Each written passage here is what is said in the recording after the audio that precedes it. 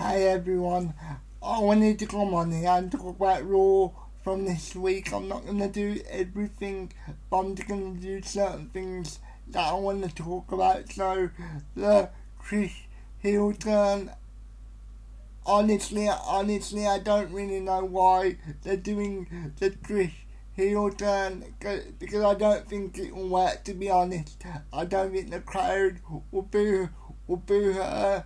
But I appreciate it. I appreciate they're trying to do something different with a Hall of Famer by presenting them as a heel. But nobody's gonna boo Trish when she's not gonna be there every week.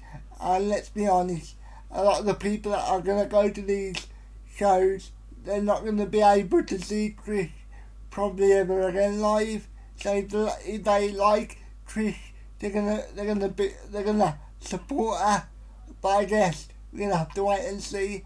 And also, what will be Trish's reasoning for turning on Becky, and I would imagine attacking Lita. I heard somebody suggest, and I can't remember who it was, but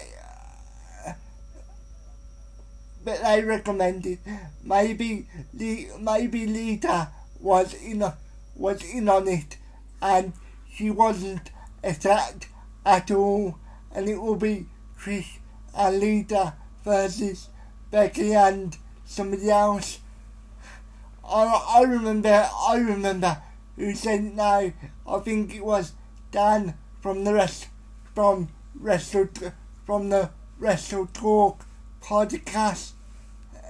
I think that's who it was. But he recommended doing Trish and Lita versus Bayley and Becky. And to be honest, I don't really want to see that, to be honest.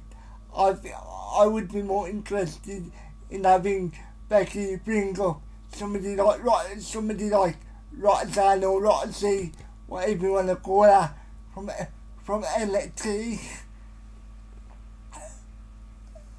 I think that would be a bit cooler, but I understand why people are thinking maybe turn Bayley, because Trish and Lita came back to help Becky with damage control. So obviously it'll be a case of my enemy's enemy is my friend. So I think that. So obviously we're gonna have to wait and see what Trish's motivations were in storyline. But I hope it's not something stupid like these kids today, or something stupid like that. Because otherwise that would take me out of it. And you can say, you people, I think that will ruin her heel turn straight away, to be honest. And I just don't see what the appeal is of a Trish heel turn. I mean, back in the day, Trish was a great heel, but as I said, nowadays people want to cheer Hall of Famers, and it's going to be really hard for Trish to get booed on a consistent basis. I think she might have to work hard on the mic to get the crowd to even go along with booing her. But maybe I'll be wrong, and maybe Trish can pull off some magic and get the crowd to genuinely boo her. So we're gonna have to wait and see. Obviously there's been a load of reports that they're gonna do Becky versus Trish at SummerSlam. We're in April now, so you got May, you got June, you got July, and then obviously August. So you got 3 months.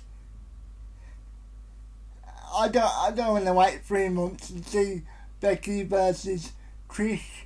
I don't think it got that long. I don't think it got the legs to do like 3 or 4 months of build up. Or I guess you could do a tag team match if leaders turn in as well. But to be honest, I just think it'll be a case of Trish attacked Lita as well. And I expect Lita will be involved in this storyline somewhere. I could see WWE doing Trish versus Lita before they do Becky versus Trish, like as a match. I know people are gonna say to me, why would they do that? I've just got a feeling that that's what they're gonna do. So we're gonna have to wait and see. And I want to talk about the Cody promo. I like the fact that Cody actually said that he's a failure because he didn't finish his story, and I thought Cody brought a lot of emotion to this promo as he always does, and I think this was one of Cody's best promos since he come back to WWE, if I'm being honest. And I listening to this promo, it just confirmed to me that I think you could have told a better story with Cody and Brock if Cody was the champion. But anyway, there's no point harping on that now. But the one thing I will say about Cody on the microphone, at least at the moment, you can do no wrong, in my opinion. Obviously, there was that one SmackDown where he tried to do the Tupac lyrics, and it was just corny. And as soon as I saw that, obviously I didn't make a video on it, but as soon as I saw that, I was thinking to myself, so white. But going back to what I was saying, apart from that one little clip, every time he's been on the microphone, he's delivered, and I gotta say, Cody's one of my favourite guys in WWE. Like, every time he's in the ring, every time he's on the mic, he gains my attention. So yeah, good job by Cody there. My favourite match of the show, by the way, I just want to say, this show was 10 times better than it was last week. You can tell Triple H has a lot more influence. Obviously, Vince is still overseeing, Vince is still having his input, but you can tell Triple H had a lot more control of this episode. And was it perfect? No, but at least we got to see almost double wrestling, so what we did last week, so that's always a win. But the one thing that always annoyed me when people pretend that created shows always hit, when a lot of the time they come across as just fun shows to watch, and that's what this was. But I feel like sometimes if there's something that I like, they say Triple H must have done that, and if there's something they don't like, they say Vince must have done that, and I'm like, no, Triple H has had plenty of bad ideas in his time. Let's not pretend Triple H is a creative genius. He's actually quite basic when it comes to his creativity, but at least he can recognise that the audience, at least he knows to a degree what the audience wants, or at least a certain percentage of the audience, and he plays up to that audience, the one that like the matches, and I would say even some of the in-ring promos under Triple H have been better, and they feel a lot more organic as well. But as I said earlier, unless you know exactly what Triple H has booked, what Vince has booked, you're never really gonna be able to say 100. Apologies. You're never gonna be able to say 100% who booked what. But obviously, you have certain towels that can give you a hint to book what. Obviously, if you watch somebody creative for a long enough period, you can tell like who ripped what. And as I said, you can definitely tell Triple H had a lot more influence on this show than what he did last week. And as I say, it wasn't a perfect show, but it was definitely better than what it was last week, so that's a plus. And if I'm being honest, the whole bloodline story, it's really spinning its wheels now. Why is Matt Riddle back in the story? I thought we were going on to a new chapter, but it just feels like we're reliving the last 2 years of. It feels like we are reliving the last 2 years of TV over again, and I'm sorry, but I think the implosion of the bloodline would have been the next logical step. If I'm being honest, I expect the 6-man tag at Backlash to be good. Obviously, Sami Zayn and Kevin Owens with Matt Riddle versus the Bloodline, obviously the Usos and Solo Sikoa.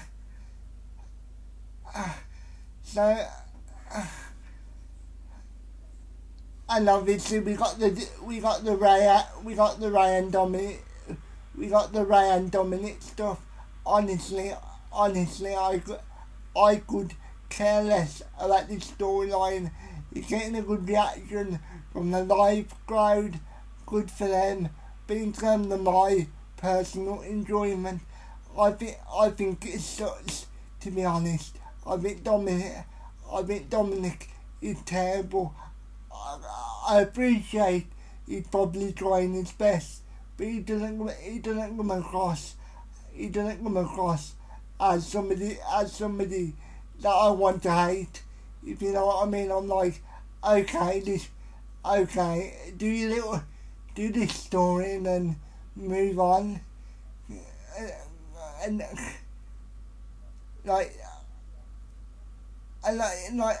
obviously I obviously get the story that they're trying to tell, but I just think the story's starting to become, at least for me anyway, the story's starting to become one of them stories that I'm actively hating. I just think the whole Dominic experiment is not working for me. I'm sure he's a lovely guy, and obviously it's nothing personal against him, but as a TV character, I don't like him. I don't wanna boo him. I'm not interested in any of his stuff, and when he's on the microphone, I don't really buy when he speaks, because he has the same tone for no matter what he does. And in the ring, I can't really get into his matches.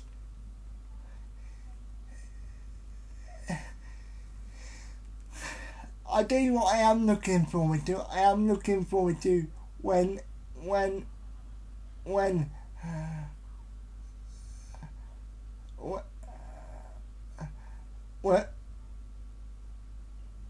I've had a complete memory blank. When Legado Phantasma turns on Ray. Do you know when they team up? They do that goes where Ray's on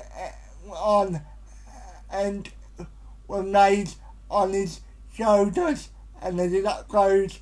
I'm looking forward to the day when Ray's on his shoulders and he does a backwards electric chair. What is it called? It's not. What? Yeah, it's called an electric chair, isn't it? When the person's on their shoulders and then they fall back. Yeah, that's what it's called. So I'm looking forward to that feud, to be honest.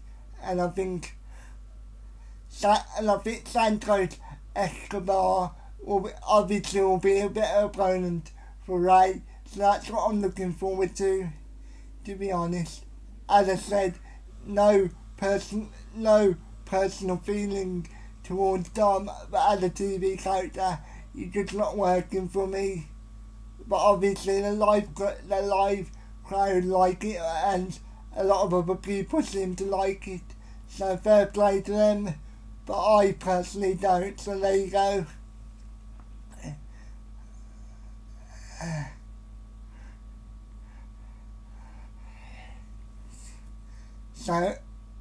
So my favourite match of the night was, I would say, Alpha Academy versus the Usos, or the main event, just because of the story of Kevin Owens' leg and the way they worked the leg and the way Kevin Owens was selling the leg. I really enjoyed it.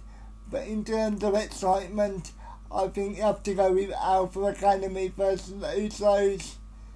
It was just, and the crowd was into Alpha Academy as baby faces, and I would love to see Alpha Academy as a baby face team, because obviously Gable does the thank you, and I think the crowd would love to chant that, and obviously Otis does the hips shaking and the worm, and he had such great comedic timing, and it's just great stuff. So yeah, I thought that was the best match of the night. But I do want to mention one other thing. The Io Sky versus Bianca Belair will be a great match, but I expect Bayley to turn on Dakota and Io, or maybe Dakota and Bayley turn on Io. I would have Io win the belt personally, and allow Bayley and Dakota turn on her. You can either have Bayley and Dakota be together, or you can have Bayley be by herself, and then turn on them, or you could have Dakota and Io turn on Bayley. I think that would be the better choice, to be honest. But knowing WWE, they're probably going to do Bayley turning on Io, and they'll probably have Dakota be in the middle, knowing WWE. But that's the way it goes, unfortunately. the one thing I don't want to do with these videos is just whinge the whole time. Because to be honest, that gets quite boring after a while, just whinging every week. So even though when I'm not really into something, I would say I don't like something, but I don't want to start whinging about it, and I hope I haven't come across as whinging.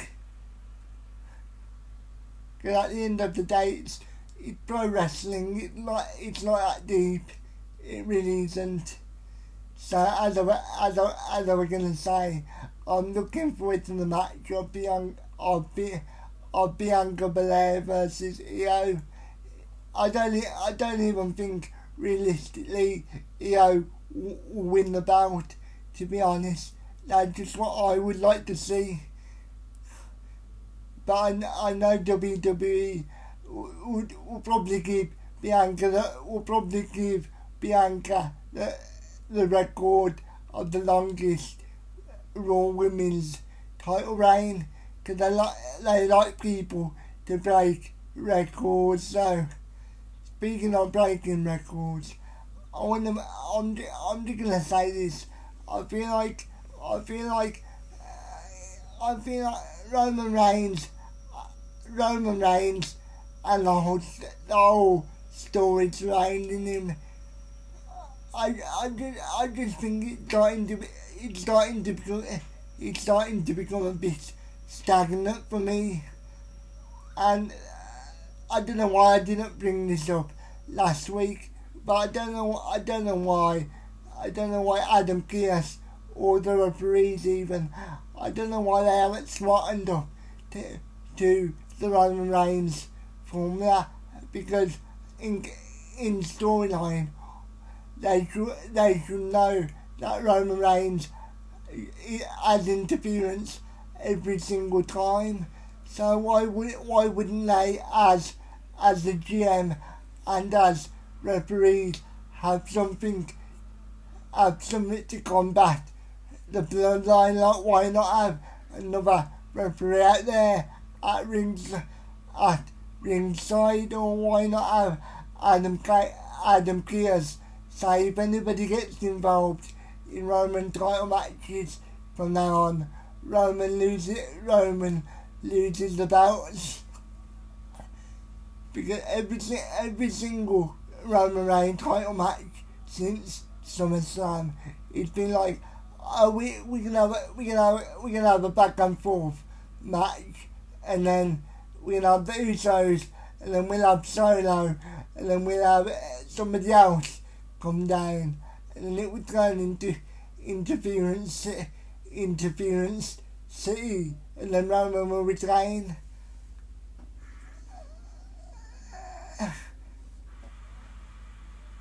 And if I'm being honest, I preferred Roman matches in the pandemic, where you used to just talk for the whole match. Like, when I mean talk, I obviously mean trash talk. I know a lot of people didn't like that, but I would prefer that over let's have interference in every single match. I understand there's supposed to be a dominant heel group, so I understand why they would interfere, but it would be nice if Roman got a clean pinfall win every now and again.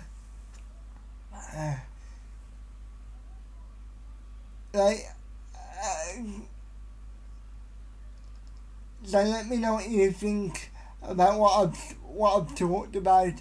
As I said, I never want these videos to come across like I'm whinging, because that's not what I'm trying to do. I'm just trying to tell you what I think, but I want to do it in a way that's not like a wrestling fan just having a whinge. Because I feel like a lot of wrestling content a lot of wrestling content nowadays. It's just people whinging about, I did not like this, I didn't like that, and they just sit there and whinge. I, so, so let me know what you think if you watched it, and if you didn't, then I appreciate you watching the video anyway. Thank you for the support, and I will speak to you later.